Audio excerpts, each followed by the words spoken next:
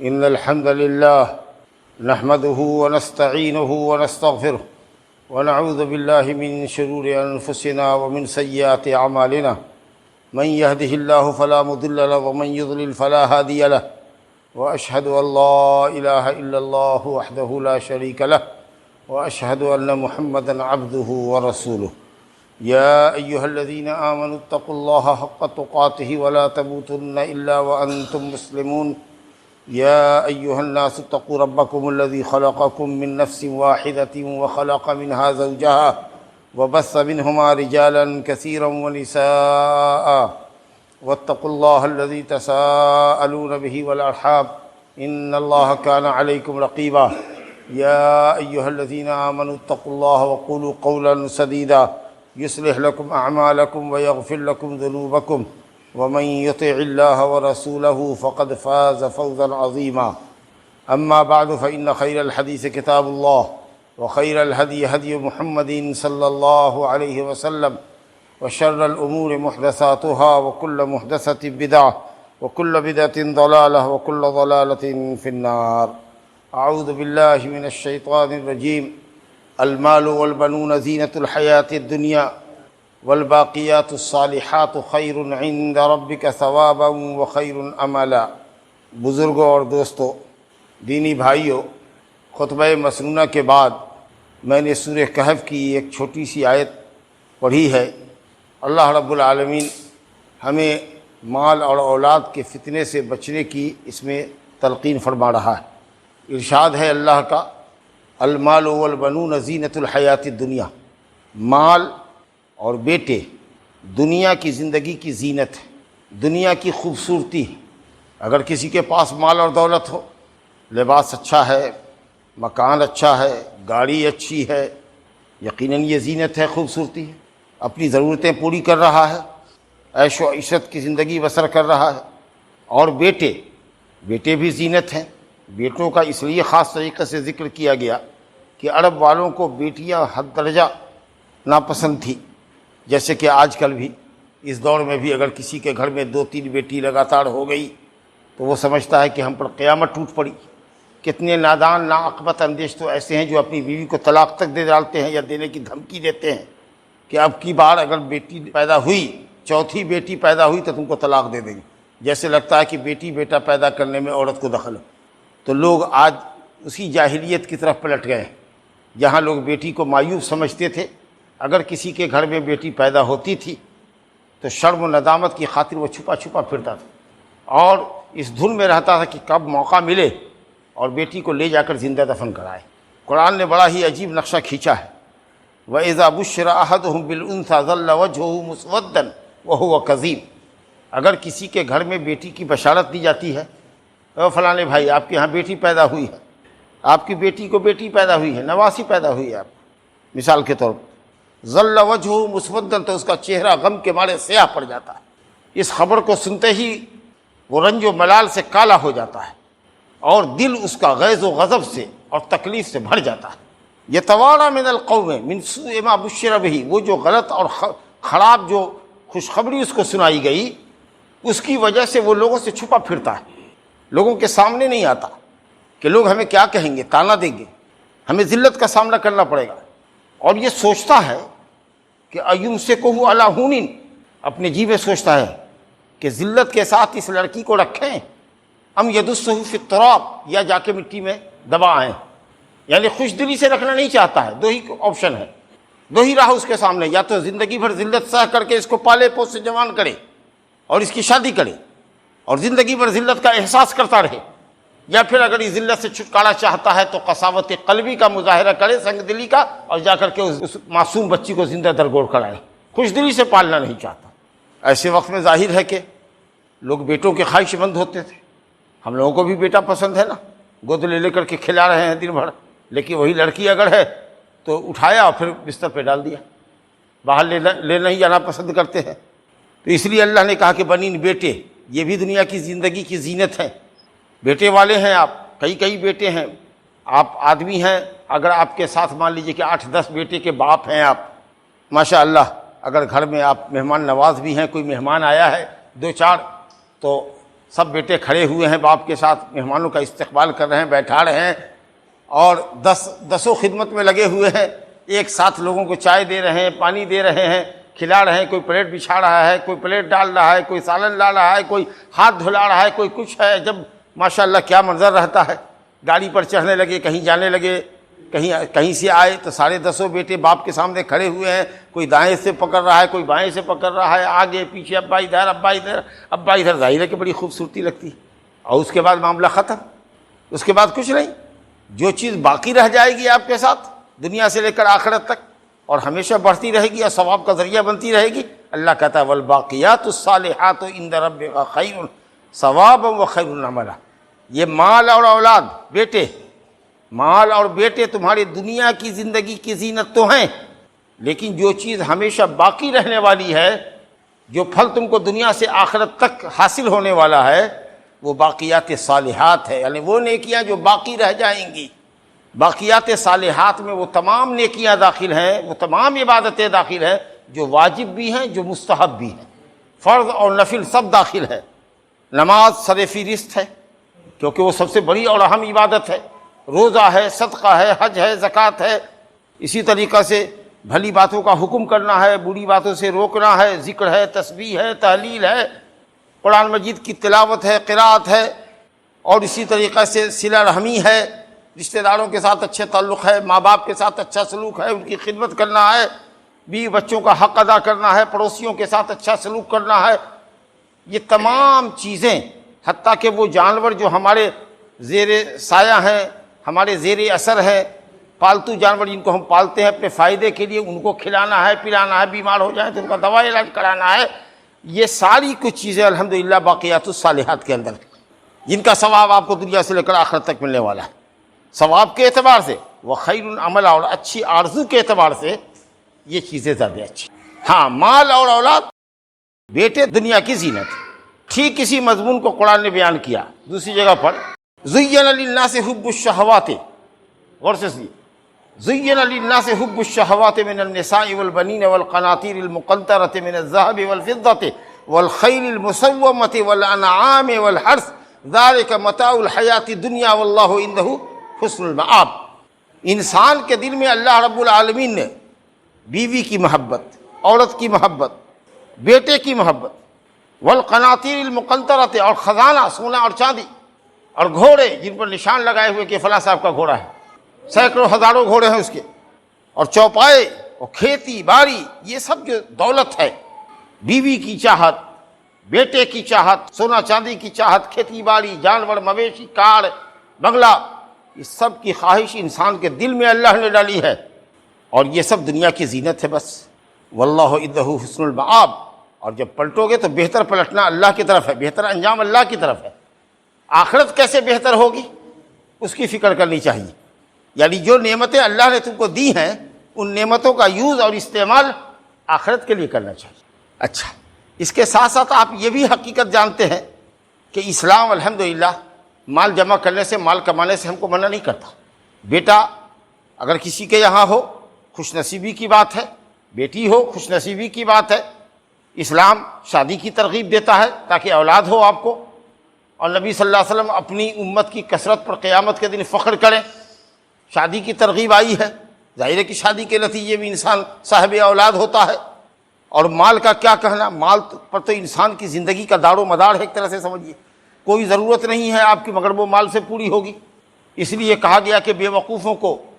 جو پانی کی طرف پیسہ بہاتے ہیں، ان کو پیسے نہ دو۔ جس پیسے کو، جس مال کو اللہ نے تمہاری زندگی اور تمہاری گزران کا سبب اور ذریعہ بنایا، اگر مال نہیں ہوگا تو تمہارا گزر بسر نہیں ہوگا، آسانی سے تم اپنی زندگی کے ضروریات مہیا نہیں کر سکتے، پریشان ہو سکتے۔ اور سچی بات یہ ہے کہ حلال کمانے میں بہت محنت پڑتی ہے، خون پسینہ ایک کرنا پڑتا ہے، تب وہ مال آتا ہے۔ اور اگر مال نہیں ہو تو ہم اپنی ضرورت کیسے پوری کریں گے؟ کھائیں گے پیئیں گے کہاں سے؟ اپنے بچوں کو کھلائیں گے پلائیں گے کہاں سے؟ ان کی تعلیم و تربیت کا انتظام کیسے کریں گے؟ دوا علاج ان کا کیسے کریں گے؟ تو مال تو انتہائی ضروری ہے ہمارے لیے۔ لیکن یہ بڑا خراب کب ہو جائے گا مال؟ جب مال کمانے کے چکر میں رات دن ایسا مال کے پیچھے دوڑنے لگے، بھاگنے لگے کہ ہم یہ بھول گئے کہ ہم اللہ کے بندے ہیں، ہم کو 5 وقت کی نماز بھی وقت پہ پڑھنی، ہم یہ بھول گئے کہ ہم مسلمان ہیں، ہمارے ہر عمل کا جواب ہم کو اللہ کو دینا ہے، مال کا ایک ایک کوڑی کا حساب اللہ لے گا کہ مال کہاں سے کمایا اور کس راستے میں خرچ کیا۔ جب تک یہ جواب اللہ کو نہ دے دیں گے آگے قدم نہیں ہمارا بڑھے گا۔ تو یہ مال ہمارا کہاں سے آ رہا ہے، کس ذریعے ہم کما رہے ہیں اور کس راستے میں ہم خرچ کر رہے ہیں، ایک ایک چیز کا حساب ہم کو اللہ کو دینا ہے۔ اگر اس احساس کے ساتھ اور حلال طریقے سے آپ مال کماویں، حلال راستے میں خرچ کریں، قسم اللہ کی یہ بہت بڑی نعمت ہے، بہت بڑی نعمت ہے۔ اور اسی لیے صحابہ کرام نے جو غربا اور مساکین تھے، اصحاب صفہ تھے، انہوں نے کہا یا رسول اللہ مالدار لوگ تو ثواب میں ہم سے آگے بڑھ گئے، کیونکہ نماز وہ بھی پڑھتے ہیں ہم بھی پڑھتے ہیں، روزہ وہ بھی رکھتے ہیں ہم بھی رکھتے ہیں، لیکن وہ صدقہ دیتے ہیں ہم نہیں دیتے۔ تو نبی صلی اللہ علیہ وسلم نے فرمایا کہ میں تمہیں بتا دیتا ہوں ایک عمل، ہر فرض نماز کے بعد 33 مرتبہ سبحان اللہ الحمدللہ، 33 مرتبہ اللہ اکبر، اور 34ویں مرتبہ میں لا الہ الا اللہ وحدہ لا شریک لہ الملک وله الحمد وهو على كل شيء قدیر پڑھ دینا، یا 34 مرتبہ اللہ اکبر کہہ دینا، 33 مرتبہ سبحان اللہ، 33 مرتبہ الحمدللہ اور 34 مرتبہ اللہ اکبر، کل ملا کے 100 ہوگا۔ یہ تمہارے سمندر کے جھاگ کے برابر بھی اگر گناہ ہوں گے تو سب کو مٹا دے گا اور تم مالداروں سے آگے نکل جاؤ گے۔ غور فرمائیے، تو غربا اور مساکین کے دلوں میں منافست کا جذبہ پیدا ہوا کہ کیسے ہم اپنے مالدار بھائیوں کی برابری کر سکیں یا ان سے آگے نکلیں۔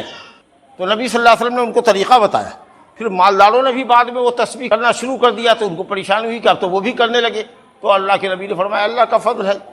جس کو بھی دے دے۔ بہرحال تو مال ایک نعمت ہے جو فقیر اور محتاج کے مقابلے میں مالدار کو اللہ نے دے رکھی ہے، وہ اس نعمت سے وہ فائدہ اٹھاتا ہے، غربا مساکین کو دیتا ہے، حاجت مندوں کو دیتا ہے، اور مال کی زکوٰۃ بھی نکالتا ہے کیونکہ وہ واجب اور فرض ہے، وہ تو نکالنا ہی نکالنا ہے، لیکن صدقات و خیرات بھی کرتا ہے، ماشاءاللہ نیکیوں کا انبار وہ جمع کرتا ہے اللہ کے پاس۔ یہ تو بہت بڑی چیز ہے، لیکن یہ مال ہمارے لیے فتنہ کب بنتا ہے، ہماری ہلاکت کا ذریعہ کب بنتا ہے، جب ہم حلال حرام کی تمیز اٹھا بیٹھتے ہیں۔ نبی صلی اللہ علیہ وسلم نے فرمایا تھا، بخاری شریف کی حدیث ہے کہ ایک زمانہ ضرور آئے گا کہ لوگوں کو پرواہ نہیں ہوگی کہ مال کہاں سے آ رہا ہے، حلال طریقے سے آ رہا ہے کہ حرام طریقے سے آ رہا ہے، بس مال آنا چاہیے۔ سودی کاروبار میں لوگ لپت ہوں گے، فائنانس سے کروائیں گے، سودی لون لیں گے، اس کو پیسے دیں گے، فکس ڈپوزٹ بینک میں کریں گے تاکہ وہ ڈبل ہو جائے، اور نہ جانے کتنے فنڈ ہیں، میوچول فنڈ اور کیا فنڈ، وہ سب فنڈ لیں گے اور ایسے کاروبار میں پیسہ انویسٹ کریں گے جو کاروبار جائز نہیں ہے، سودی لین دین پہ چل رہا ہے یا ناجائز اشیاء کی تجارت کر رہا ہے۔ پیسہ آنا چاہیے، مالدار بننے کی ہوس اتنی ہو جائے گی لوگوں کو، اور تجارت اور زراعت کے اندر ایسا مشغول ہوں گے کہ عصر کی نماز کا وقت ہے لیکن جا رہے ہیں کودال لے کر کے کھیت میں، عصر کا وقت ہے نماز کی پرواہ نہیں، اچھا مغرب میں پڑھ لیں گے، دکانداری کا وقت ہے، بھی ہاٹ ہے آج، بھیڑ بھڑکا ہے، کیسے چھوڑ کے جائیں۔ رجال اللہ تلہیہم تجارت ولا بیع عن ذکر اللہ، اللہ کے نیک بندے وہ ہیں جن کو ان کی تجارت اور خرید و فروخت اللہ کے ذکر سے اور نماز قائم کرنے سے غافل نہیں کرتی، کیونکہ ان کی نظر آخرت پر ہے، جس دن اللہ کے خوف سے نگاہیں پتھرا جائیں گی اور لوگوں کے دل حلق پڑا جائیں گے، اور اللہ جس کو چاہتا ہے بے انتہا روزی دیتا ہے، بے حساب روزی دیتا ہے۔ تو کبھی بھی ہم کو عبد الدینار عبد الدرہم نہیں بننا چاہیے، روپے پیسے کا بندہ نہیں بننا چاہیے۔ مال ضرور کمائیے اور حلال طریقے سے کمائیے، اور اس میں کوئی کوتاہی اور سستی مت کیجیے، حرام کی روٹی بیٹھ کر کے مت توڑیے، دوسرے کی کمائی پر بھروسہ مت کیجیے، جو کچھ آپ کر سکتے ہیں حلال طریقے سے کیجیے، بھیک منگی مت کیجیے، لوگوں کے سامنے دستے سوال دراز مت کرتے پھریے، بہانے سے چندہ خوری مت کیجیے، لیکن اللہ کے حق کو نہ بھولیے، عبادات کی ادائیگی میں کوتاہی نہ ہو، اور مال حلال طریقے سے کمائیے، اور اللہ جب مال دے تو اس کو ناجائز راستے میں خرچ مت کیجیے، تو الحمدللہ یہ مال آپ کے لیے آخرت کمانے کا ذریعہ ہوگا۔ نبی صلی اللہ علیہ وسلم نے فرمایا اتقوا النار ولو بشق تمرہ، ایک کھجور کو اگر چیر کر کے خیرات کر سکتے ہو تو کرو، جہنم سے بچو گے۔ مال کی رٹ لگائے ہوئے ہوتے ہیں ہم لوگ، ہائے میرا مال، ہائے میرا مال، یہ میرا مال، وہ میرا مال، وہ میرا مال، گناتے پھرتے ہیں اپنی دولت کو۔ نبی صلی اللہ علیہ وسلم نے فرمایا کہ ہر مسلمان کو اس کی دولت سے، ہر شخص کو اس کی دولت سے 3 ہی فائدہ ہے۔ ایک وہ جو وہ کھا کے ختم کر دے، آپ کی کمائی سے آپ کو وہی فائدہ ہے جو آپ کھا رہے ہیں اور ختم کر رہے ہیں، اور جو کپڑا پہن کر کے پرانا کر رہے ہیں، پھاڑ رہے ہیں، یہ آپ کو فائدہ ہے۔ اور ایک فائدہ وہ ہے جو بڑا فائدہ ہے، ہمیشہ کا فائدہ ہے، کہ جو اللہ کے راستے میں آپ خرچ کر کے آخرت کا بینک بیلنس کر رہے ہیں، اور باقی جو مال ہے وہ تو آپ اس کو چھوڑ کے جانے والے، یا تو وہ مال آپ سے نکل جائے گا یا آپ اپنے پیچھے اولاد کے لیے چھوڑ جائیے گا، اور معلوم نہیں وہ اولاد اس مال کا کیا کرے گی، آپ کی گاڑی کمائی کو کس طریقے سے ہوا و ہوس کے اندر اڑا دے گی، عیاشی میں اڑا دے گی۔ تو اسی لیے عجیب بات ہے نبی صلی اللہ علیہ وسلم نے یہ بھی فرمایا کہ اچھا بتاؤ تم میں کا کون ہے جس کو اس کے وارث کا مال اپنے مال سے زیادہ پسند ہے؟ تو سب نے کہا یا رسول اللہ سب کو اپنا مال پسند ہے. کہا نہیں, سب کو اپنے وارث کا مال پسند ہے الا من رحم اللہ. چاہتے ہو مال چھوڑ کے, بڑی دولت چھوڑ کے اپنی اولاد کے لیے جائیں, اچھا کھانا پینا پسند نہیں کرتے ہو, بخالت ہے تمہارے اندر, اللہ کے راستے میں خرچ کرنے کی باری آوے جہاں ہزاروں دے سکتے ہو وہاں 100 سینکڑا دے کر کے دامن بچا لیتے ہو, بچے کا کیا ہوگا, ہماری دولت ختم ہو جائے گی, فقر و فاقہ ہو جائے گا. اور یہ شیطان تم کو محتاجی کا خوف دلا کر کے صدقہ خیرات سے روکتا ہے. تو کیا فائدہ ہے اسے مال سے؟ اس کا مطلب یہ ہے کہ اگر تم کو تمہارا اپنا مال پسند ہوتا تو کھانے پینے میں بخالت نہ کرتے, صلاحیت کے مطابق کپڑا بھی پہنتے اور محتاجوں اور مسکینوں پر خرچہ بھی کرتے اور آخرت کے لیے بینک بیلنس جمع کرتے. لیکن یہ سب تو کچھ کڑوے نہیں کرتے ہو, اولاد کے لیے بچا کے رکھتے ہو. اس کا مطلب یہ ہے کہ تم کو اپنے وارث کا مال اپنے سے زیادہ پسند ہے. بہرحال یہ بہت بڑی نعمت ہے اللہ کی مال, لیکن یہ بہت بڑا فتنہ بھی ہے. مال کو مال اس لیے کہتے ہیں کہ یہ انسان کو لے کر پلٹتا ہے, مائل ہوتا ہے, یا تو خیر کی طرف مائل ہو جائے یا شر کی طرف مائل ہو جائے. مال و دولت کی فراوانی یا تو آپ کو بڑا سخی بنا دے اللہ کے راستے میں, یا آپ کو بہت بڑا عیاش بنا دے. اور دنیا کو دنیا اس لیے کہتے ہیں کہ یہ سریع الزوال ہے, بہت جلد ختم ہو جانے والی. وہی حال ہماری اولاد کا ہے. اولاد بہت بڑی نعمت ہے, ان سے پوچھئے جو اولاد سے محروم ہے. لیکن کس کے لیے؟ وہ جو اولاد کو اللہ کی امانت سمجھ کے پالتا ہے, پوستا ہے, بڑا کرتا ہے, اس کو قرآن کی تعلیم دیتا ہے, حدیث کی تعلیم دیتا ہے, دینیات پڑھاتا ہے, دین کی بنیادی تعلیمات سے آراستہ پیراستہ کرتا ہے تاکہ وہ دین کے اسلام کے فرائض کو جان سکے, اللہ اور اس کے رسول کے حق کو پہچان سکے, اسلام میں کیا حرام ہے کیا مکروہ ہے اس کو سمجھ سکے, کس کا کیا حق ہے, اللہ رسول کا کیا حق ہے, ماں باپ کا کیا حق ہے, رشتہ داروں کا کیا حق ہے. ان بنیادی باتوں کا علم اپنے بچوں کو اگر آپ دے کر جاتے ہیں یا دیتے ہیں, دلاتے ہیں, ان کو اچھے دینی اخلاق سے آپ آراستہ کرتے ہیں, اس کو ایک اچھا مسلمان بناتے ہیں, پھر اس کے بعد اگر دیکھا کہ دینی تعلیم کی طرف میلان ہے تو ماشاءاللہ عالم فاضل بنایا, اور نہیں تو پھر جس لائن میں جانے والا ہے تو آپ انگریزی لائن سے اس کو پڑھا رہے ہیں, میٹرک آئیے بی اے کر رہے ہیں. لیکن جو بنیادی تعلیم مکتب میں 2 4 5 سال کی جو بنیادی تعلیم تھی وہ آپ نے اس کو ضرور دلائی کہ جہاں اس کو صحیح سے قرآن پڑھنا آ جائے, اردو پڑھنا آ جائے, اور دین کے مسائل سمجھ لے, اسلام کے فرائض و واجبات کو سمجھ لے, اسلام میں کیا حرام ہے ان چیزوں کو سمجھ لے, اللہ رسول کے حق کو, ماں باپ کے حق کو, رشتہ داروں کے حق کو پہچان لے. ماشاءاللہ اب یہ جو اس کا بچپن اس تربیت پر گزرا ہے اور آپ نے جو اس کے دل میں بیٹھایا ہے, یہ نقش کل حجر ہو جائے گا, پتھر پر لکیر کی طرح ہو جائے گا. اور آپ کا لڑکا انشاءاللہ اگر آپ کی توجہ اس پر برابر رہی قائم تو وہ کالج میں جا کر کے بھی بگڑنے سے بچ جائے گا, بڑا ہونے کے بعد بھی نہیں بگڑے گا کیونکہ آپ نے اس کی صحیح تعلیم اور تربیت کی. لیکن بچہ پیدا ہوا 3 سال کا ہوا, لے جا کر کے کانوینٹ اسکول میں بیٹھا دیا, ایسی جگہ بیٹھا دیا جہاں کو اس کو شروع سے ہی اس کے دماغ میں زہر ڈالا جاتا ہے, دین بیزاری ڈالی جاتی ہے, آزاد خیالی ڈالی جاتی ہے, دین کو ترقی کی راہ میں رکاوٹ بتایا جاتا ہے. ظاہر ہے کہ ایسے بچے سے آپ کیا امید رکھیں گے؟ آپ نے تو ان بچوں کو ضائع کر دیا, ان کے بچپنے کو آپ نے ضائع کر دیا, وہ آپ کے بڑھاپے کو ضائع کر دیں گے, وہ آپ کی کبھی عزت نہیں کرے گی. تو میرے بھائیوں, اولاد اللہ کی امانت ہے,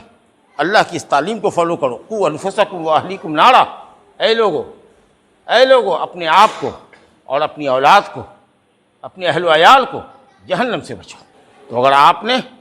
اولاد کی صحیح تربیت کی تو یہ انشاءاللہ آپ کے مرنے کے بعد بھی آپ کے لیے صدقہ جاریہ ہوگا. حدیث ہے کہ جب انسان مر جاتا ہے تو عمل کا دروازہ اس کے منقطع ہو جاتا ہے, بند. اب 3 چیزوں کا ثواب اس کو ملتا رہتا ہے. نفع بخش علم, قرآن و حدیث کا علم, ایسا کوئی علم جس سے دنیا فائدہ اٹھا رہی ہے اور دنیا کو فائدہ مل رہا ہے, وہ علم جب تک باقی رہے گا آپ کو ثواب جاتا رہے گا. اور دوسری چیز صدقہ جاریہ, مسجد بنا دیا, مدرسہ بنا دیا. اور تیسری چیز ہے ولد صالح یدعو لأبیہ, نیک اولاد جو اپنے ماں باپ کے حق میں دعا کرے. تو اولاد نیک ہوگی تو اس کا سب سے پہلا فائدہ آپ کو ہوگا, اس کے بعد وہ نیک ہوگا تو اس کی خوشبو معاشرے کو ملے گی, مسلم امت کو, مسلم قوم کو ملے گی. لیکن اولاد اگر نیک ہے, تعلیم یافتہ ہے, تربیت یافتہ ہے تو سب سے پہلے اس کا پھل آپ کھائیں گے. اس لیے اولاد کی تربیت پر توجہ دو. نسل ضائع ہو رہی ہے ہماری. بالغ بچے ہیں, آئیے بی اے ایم اے ہیں, ان کو قرآن صحیح پڑھنا نہیں آتا ہے, ٹو کے پڑھتے ہیں یا آتا ہی نہیں ہے, اردو پڑھ نہیں سکتے, اپنا لٹریچر پڑھ نہیں سکتے, مذہبی کتابوں کا مطالعہ نہیں کر سکتے, ہندی کے محتاج ہے, دوسری زبانوں کے محتاج ہے. جب تک عربی نہ آئے, اردو نہ آئے, ہم ڈائریکٹ کتابوں کا مطالعہ نہ کریں تو کیسے علم حاصل ہوگا؟ اسی طریقے سے جو مساجد میں دروس وغیرہ ہوتے ہوں آپ کے ہاں, قرآن حدیث کا درس ہوتا ہے اس میں لازماً شریک ہوئیے، اپنے بچوں کو لے کر بیٹھا کیجیے تاکہ آپ کو فائدہ ملے۔ بہرحال دنیا کی زندگی میرے بھائیو چند روزہ ہے، اور بڑی خوبصورت مثال اللہ نے دی ہے، اور اتنی واضح مثال دی ہے کہ ہر کوئی پڑھا لکھا اور جاہل سمجھ سکتا ہے۔ کہا کہ دنیا کی زندگی کی مثال کیا ہے؟ بارش کی طرح ہے۔ بارش کو دیکھتے ہو، جب بارش ہوتی ہے تو پودے لہلہا اٹھتے ہیں، بنجر زمین بھی لہلہا اٹھتی ہے، جو پودا ڈالو وہ درخت کی شکل اختیار کرتا ہے، جو بیج ڈالو وہ پودا بن کر کے نکلتا ہے، فصلیں تیار ہوتی ہیں تمہاری، ہر طرف ہریالی ہے۔ اس وقت دیکھ لو کتنا اچھا منظر لگ رہا ہے، بارش کے نتیجے میں جو فصل تیار ہو رہی ہے ہماری کتنی اچھی لگ رہی ہے، ہری بھری۔ دنیا ایسی ہی ہری بھری ہے، زیب و زینت سے سجی ہوئی ہے، بہت اچھی لگ رہی ہے، لیکن یہ ہریالی کب تک؟ کچھ دنوں کے بعد فصل پک جائے گی، آپ اس کو کاٹو گے، اس کو مالش کرو گے، دھان گھر میں لے جاؤ گے، پوال کو بیچ دو گے، جلا دو گے، پھر سارا کھیت تمہارا بالکل چٹیل میدان ہو جائے گا۔ یہی حال ہے تمہاری زندگی کی۔ جب تک ہے صحت، قوت ہے، پیسہ ہے، ہریالی ہے، پوچھو اس بیمار سے، بوڑھے سے جو اپاہج ہو گیا ہے، اٹھ نہیں سکتا، بیٹھ نہیں سکتا، جو کھا نہیں سکتا، ہر طرح کی تکلیفوں سے دوچار ہے، سب کچھ ہوتے ہوئے بھی دنیا اس کی اندھیری ہے، مرنے سے پہلے ہی وہ پریشان حال ہو گیا ہے، اجڑ گئی ہے اس کی زندگی۔ چند روزہ بہار ہے بس، یہ دنیا کیا چند روزہ بہار ہے، اس کے بعد بڑھاپا ہے تمہارے سامنے۔ اگر بڑھاپا مقدر ہے تو اس کو جھیلنا ہے، اور نہیں تو موت تو ہر متنفس کا مقدر ہے، مرنا تو سب کو ہے۔ تو زندگی ختم ہو جائے گی، اس کے بعد قبر کی ایک لمبی زندگی ہوگی، پھر اس کے بعد آخرت کی زندگی ہوگی جو ہمیشہ کی ہوگی، جہاں کبھی موت نہیں آئے گی۔ اب وہاں آپ کو کہاں جانا ہے، کس ٹھکانے پر جانا ہے، برے ٹھکانے پر کہ اچھے ٹھکانے پر، جنت کو ٹھکانہ بنانا ہے کہ جہنم کو، اس کے لیے آپ کو تیاری کرنی، اپنی ذات سے، اپنی اولاد کے ذریعے، اپنے مال کے ذریعے، جو صلاحیت، جو نعمت اللہ نے دی ہے اس کو اللہ کے لیے استعمال کیجئے، دین کے لیے استعمال کیجئے، حلال طریقے سے کھائیے پیجئے، اولاد کو پڑھائیے لکھائیے، مال کمائیے، لیکن حلال طریقے سے، اور دین کے حساب پر نہیں، دین کو ضائع کر کے نہیں، دین کو برباد کر کے نہیں۔ میری اللہ تعالیٰ سے دعا ہے کہ وہ ہمارے لیے ہمارے مال کو، ہماری اولاد کو، ہماری بیویوں کو فتنہ نہ بنائے۔ اللہ نے فرمایا انما اموالکم واولادکم فتنہ واللہ عندہ اجر عظیم، تمہارے مال اور تمہاری اولاد تمہارے لیے فتنہ ہیں۔ اور کیجیے گا، تمہارے مال اور تمہاری اولاد تمہارے لیے فتنہ ہیں، آزمائش کا ذریعہ ہے۔ اللہ دیکھنا چاہتا ہے کہ اس آزمائش میں تم کھڑے اترتے ہو کہ کھوٹے ثابت ہوتے ہو، مال اور اولاد کو صحیح یوز کرتے ہو کہ غلط استعمال کرتے ہو، اولاد کی تربیت کرتے ہو کہ اولاد کو ضائع اور برباد کرنا چاہتے ہو۔ واللہ عنہ اجر عظیم، اور اللہ کے پاس اجر عظیم ہے۔ اگر اس مال کا صحیح یوز کیا، اولاد کی صحیح تربیت کی، تو انشاءاللہ یہ مال اور اولاد تمہارے لیے اللہ کے نزدیک اجر عظیم کا باعث ہوں گے، اور اگر نہیں تو تمہاری آخرت کو برباد کر دینے کے لیے کافی، تمہاری رسوائی اور ذلت کے لیے دنیا میں کافی ہے، آخرت کو برباد کرنے کے لیے تمہارے لیے کافی۔ تو اللہ رب العالمین ہمارے مال کو، اولاد کو، اہل و عیال کو ہمارے لیے فتنہ نہ بنائے۔ بزرگوں اور دوست، جیسا کہ آپ سب جانتے ہیں، یہ ایک دوسرا جز ہے جو موضوع سے ہٹ کے ہے، لیکن آج کل کا موضوع ہے وہ یہ ہے کہ آپ سب جانتے ہیں، بچہ بچہ جانتا ہے کہ فلسطین کے اندر جو ارض مقدسہ ہے، مقدس سرزمین ہے، جہاں نبی صلی اللہ علیہ وسلم نے سفر معراج میں قیام کیا تھا، مکہ سے چلے تھے، جس کو زمینی سفر کہتے ہیں بیت المقدس تک، اس کو اسراء کہتے ہیں، گویا مسرا رسول اللہ صلی اللہ علیہ وسلم کے اسراء کی جگہ ہے وہاں، اور وہاں براق کو باندھا آپ نے، اور حضرات انبیاء کرام کی امامت فرمائی، اور وہاں سے سیڑھی لائی گئی اور آسمان پر آپ نے آسمانی سیر کیا حضرت جبریل امین کے ساتھ، جس کو معراج کہا جاتا ہے۔ تو زمینی سفر مکہ سے شروع ہو کر اسراء معراج بیت المقدس پہ ختم ہوا، اور بیت المقدس سے معراج کا سفر شروع ہوا۔ وہ جگہ جہاں نبی صلی اللہ علیہ وسلم نے امامت فرمائی تھی، وہ قبہ نہیں ہے جو آپ دیکھتے ہیں ایک چٹان کے اوپر بنا ہوا ہے قبہ، وہ قبہ نہیں ہے، اس کے دکن جانب ایک بڑی سی مسجد ہے جس میں تقریباً 5000 آدمی ایک وقت میں نماز پڑھ سکتا ہے۔ حضرت عمر فاروق رضی اللہ عنہ نے جب بیت المقدس کو فتح کیا، اور روم کا جو بادشاہ نصرانی تھا اس سے جب فتح لیا، قبضہ لیا، تو پوچھا کعب احبار سے، جو یہود کے بڑے عالم تھے، تابعی ہیں، مسلمان ہو گئے تھے، کہ نبی صلی اللہ علیہ وسلم نے کہاں پڑھا تھا، کیا کرے؟ کہا یہی قبہ میں۔ کہا کدھر مسجد بنائے؟ تو کہا قبہ کے پیچھے، تیرے اندر یہودیت کی خوبو ہے، میں اس کے آگے بناؤں گا، اس کے پیچھے نہیں بناؤں گا قبہ۔ وہ جو قبہ آپ دیکھ رہے ہیں جو سنہرا ہوتا ہے خوبصورت، وہ یہود کا قبلہ ہے، اس کے اندر یہودی نماز پڑھتے ہیں، اور عیسائی وہاں سے پورب رخ کرتے ہیں، وہ مشرق کی طرف رخ کرتے ہیں جدھر سے سورج نکلتا ہے، اور مسلمان اس قبے میں نماز نہیں پڑھتا جو آپ گول گنبد دیکھتے ہیں، وہ اس کے آگے دکھن جانب جو بڑی سی مسجد ہے جو حضرت عمر فاروق نے بنائی، اس میں وہ نماز پڑھتے ہیں۔ یہ یہودی چاہتے ہیں، انہوں نے مسلمانوں کی زمین تو وہاں قبضہ کر ہی رکھی ہے، وہ چاہتے ہیں کہ وہ مسجد جس کو حضرت عمر فاروق نے بنائی تھی، وہ کئی مرتبہ بنائی گئی، توسیع اور ترمیم کا کام ہوا، اس کو ڈھا دیں، مسلمانوں کی اس مسجد کو وہاں سے ختم کر دیں، مسجد اقصیٰ کو، جس میں نماز پڑھنے کا ثواب 500 گنا ہے، اور وہاں پر کہتے ہیں کہ ہیکل سلیمانی ہم بناویں۔ اس مسجد کو توڑ دیں کہ ہمیشہ فراق میں رہتے ہیں، اور جب مسلمان وہاں نماز پڑھنے جاتے ہیں تو ان کو دکھ کرتے ہیں، پریشان کرتے ہیں۔ اسی طریقہ سے آپ کہہ لیجیے یہ انگریز کی اولاد، یہ سب بسائے گئے ہیں، ان کو بسایا ہے برطانیہ نے، جب اس کا سامراج چل رہا تھا، دنیا کے چوتھائی حصے پر اس کی حکومت تھی، 3 حصہ پر تو پانی ہے، سب جگہ برطانیہ کا راج تھا۔ یہودی اتنی شرری قوم ہے کہ سب جگہ کے ملک کے لوگ پریشان تھے، چاہتے تھے یہ نکلے نکلے نکلے، تو کہاں جائے فلسطین میں، مسلمانوں کے گلے پر ڈال دو اس کو۔ تو خیر برطانیہ نے اسرائیل کی حکومت 14 مئی 1948 کو قائم کر دی، اور پورا حوالے اس کو کر دیا، اور اس وقت سے یہ غاصب اس سے قبل سے بھی اور اس کے بعد بھی جو پہلے ہزاروں کی تعداد میں تھے، لاکھوں کی تعداد میں ہو گئے، اور دنیا کے مختلف حصوں سے یہ وہاں رخ کرنے لگے۔ اب ان کی آباد کاری کا مسئلہ تھا کہ یہ کہاں بسیں گے، تو فلسطینیوں کی زمین پر غاصبانہ قبضہ کرتے ہوئے آگے بڑھ گئے۔ اردن کی زمین کچھ لے لیا، کچھ ادھر سے مصر کی زمین لے لیا، کچھ شام کی زمین لے لیا، اور وہ جو مدینہ القدس ہے جس کے پوروی اور دکھنی جانب میں یہ پورا علاقہ ہے بہت لمبا چوڑا، جس کے اندر یہ قبہ صخرہ بھی ہے، مسجد مسلمانوں کی بھی ہے اور عیسائیوں کا بھی قبلہ ہے، بہت لمبا چوڑا علاقہ ہے، اس کو بھی انہوں نے اپنے قبضے میں لے رکھا ہے، اور فلسطینیوں کا جینا تو بر کیے ہوئے۔ یہ ساری حقیقت اپنی جگہ ہے۔ دنیا کے سارے مسلمانوں کا تعلق مسجد اقصیٰ سے دین اور عقیدے کا ہے، کیونکہ وہ نبی صلی اللہ علیہ وسلم کی اصلاح کی جگہ ہے، وہاں سے معراج کا سفر ہوا ہے، وہاں نماز پڑھنے سے 500 نماز کا ثواب ملتا ہے، وہ مسلمانوں کا قبلہ رہا ہے جو منسوخ ہو چکا ہے، اب قبلہ مسلمانوں کا کعبہ بن گیا، پہلے وہی قبلہ تھا۔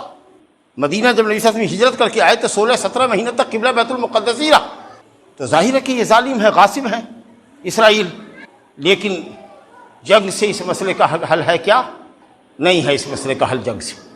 مسئلے کا حل بات چیت سے، وارتا سے ہے۔ دنیا کی ساری قومیں، جتنے اقوام متحدہ کے ممبر ہیں، اگر سب مخلص ہو کر کے، ایماندار ہو کر کے اگر اسرائیل پر دباؤ ڈالیں کہ تم اپنی زمین پر واپس آ جاؤ، اور جو غاصبانہ قبضہ تم نے کیا ہے مسلمانوں کی زمین کیا، وہ واپس ان کو کرو، اور ایک آزاد ریاست اس کو تسلیم کر لیں، معاملہ ختم ہے، رہو تم بھی رہو ہم بھی رہیں، خود بھی جیو ہم کو بھی جینے دو۔ لیکن زمین کو ہتھیاتے جا رہے ہو، مارتے جا رہے ہو مسلمانوں کو، اور ایک طریقے سے غزہ پٹی کے اندر مسلمانوں کو تم نے ایک جیل کی طرح بند کر رکھا ہے، بڑی بڑی دیواریں سیمنٹ کی اور لوہے کی تم نے تیار کر دی ہے کہ یہ اس سے باہر نہ نکلیں اور یہ قبضہ نہ کریں۔ لیکن آپ دیکھ رہے ہیں ابھی جو جنگ ہو رہی ہے، یہ جنگ شروع کیا ہے کس نے؟ حماس نے، جو وہاں کی جنگجو گروپ ہیں، وہ اصل میں اخوان المسلمین ہیں جو مصر میں ہیں، یہ ان کا کام ہی ہے مسلم ممالک کے اندر اتھل پتھل مچانا، اور یہ ڈیل ہوتے ہیں ایرانیوں سے، شیعوں سے، اس لیے شیعہ ان کو ایران سے کہتا ہے ہم اسلحہ دے رہے ہیں، ہم طاقت دے رہے ہیں، فوجی طاقت دے رہے ہیں، پیسے کی طاقت دے رہے ہیں، اور ادھر لبنان میں حزب اللہ آپ سن رہے ہوں گے، وہ بھی شیعہ ہے۔ کوئی سنی مسلمان کسی ملک سے اس نے سمجھوتا نہیں کیا، بات نہیں کیا، ایران نے دھمکایا ایسے وقت میں جبکہ سعودی عرب اور اسرائیل کے درمیان تعلقات امریکہ کے توسط سے حل ہو رہے تھے کہ دونوں میں ملاپ ہو جائے اور سعودی عرب اس کو تسلیم کرے اور اس کا سفارت خانہ کھلے ریاض کے اندر۔ تو سعودی شاہزادے نے یہ قید لگائی کہ اس وقت تک یہ نہیں ہو سکتا جب تک کہ فلسطین کی زمین کو آزاد نہ کرو، جب تک مسجد اقصیٰ سے اپنا تسلط ختم نہ کرو، اور جب تک فلسطینی مسلمانوں کی مغصوبہ زمین کو تم واپس نہیں کر دیتے، اور جب تک پرامن ریاست کا قیام وہاں عمل میں نہیں آتا، اس وقت تک ہم اسرائیل سے کوئی سمجھوتا کرنے کو تیار نہیں۔ اور بات لائن پہ لگ رہی ہے، اور شہزادہ ولی عہد کہہ رہے ہیں کہ 1 انچ اس بات سے ہٹنے کو تیار نہیں ہے، اس بات سے کوئی سمجھوتا نہیں کر سکتے۔ فلسطین کے معاملے میں سعودی عرب نے کبھی سمجھوتا نہیں کیا، لیکن حماس والوں نے مشورہ نہیں کیا عرب لیگ سے، اور اس وجہ سے کہ امریکہ کی کوشش سے اسرائیل، سعودی عرب اور عرب لیگ جب ایک ہو جائے گا تو یہ شیعہ مملکت جمہوریت جو ہے ایران، یہ الگ تھلگ پڑ جائے گی، امریکہ کے نشانے پر آئے گا۔ تو یہ سیاسی مفاد کی خاطر اس نے سوچا کہ اس مصالحتی گفتگو کے درمیان ایک روڑا بن جائے اور کہا حماس والے کو کہ جب وہ سویا رہے تو ترک حملہ کرو اور 500 راکٹ گڑا دو ان کے اوپر اور پکڑ دھکڑ شروع کر دو، ہم تمہارے ساتھ۔ بزرگوں دوستو، ہمارے لیے تو سانپ چھچندر کا قصہ ہے۔ ہم اسرائیل کی حمایت نہیں کر سکتے، اور ہم یہ حماس کے بدماش جو شیعوں کے بھائی ہیں اور ان سے ڈیل ہوتے ہیں، ہم ان کی بھی حمایت نہیں کر سکتے۔ ہم رب العالمین سے یہ دعا کرتے ہیں بصمیم قلب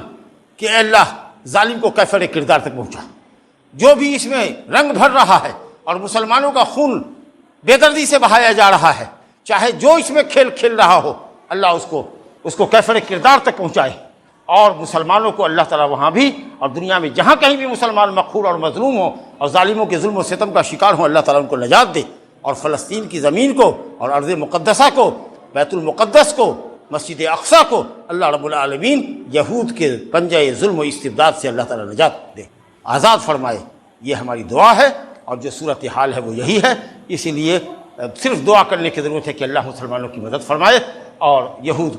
کہ ظلم و تسلط کو اللہ تعالیٰ ختم کر دے، اور اسی طریقے سے شیعہ جو وہاں اپنی شیعت کو گاڑنا چاہتے ہیں اور چاہتے ہیں کہ فلسطین کو اور اس خطے کو، لبنان کو اور عراق کو اور مصر کو، سب کو شیعہ ملک بنا دیں، جیسا کہ یمن میں حوثیوں کا فتنہ ہے، اس طریقے سے وہ سب علاقے کو جو شیعہ چاہتے ہیں قبضہ کرنا اور وہ ادھم بازی کرنا چاہتے ہیں، اور ان کا ٹارگٹ ہے مکہ مدینہ، کہ کس طریقے سے شیعہ مکہ مدینہ پر چڑھ دوڑیں۔ اللہ تعالیٰ ان کے بھی شر سے اور فتنے سے عالم اسلام کو محفوظ رکھے۔ انہ تعالیٰ سمیع مجیب، وصلی اللہ علی نبینا محمد وآلہ وصحبہ اجمعین۔ اقول قولی ھذا واستغفر اللہ لی ولکم ولسائر المسلمین من کل ذنب فاستغفروہ انہ هو الغفور الرحیم۔